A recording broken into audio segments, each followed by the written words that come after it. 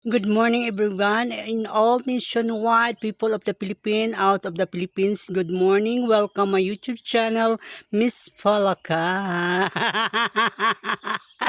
Ito guys, nata sa right side sa aking farm. Ito ang right side. Wow. Gusto ko kasi malinis ang aking mga puno ng saging na tinanim ng alaga ko. Nasa rendero po tayo, yung sa kapatid ko po yung nasa baba. Yan, kawayan sa kanya yan. Nasa rindero po tayo.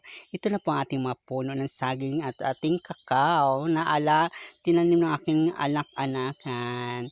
Ito po ang ating hinahanda na nililinis natin ang ating kapaligiran para po taniman ng munggo, Idolosita. Masarap po ang munggo, Idolosita. Yan po guys, ang ating kapaligiran. Sa right side to, kung galing ka sa Davao del Norte, papasok ka sa Davao de Oro, yan po right side tayo tumingin kasi doon naman sa left side nalinis natin to na kunti na lang ang ano natin tatrabahuhin. Magpapahinga muna ako kasi nag-ipon ako ng lakas kasi parang wala na akong lakas. Kasama ng mga kaalaga ko. Yan.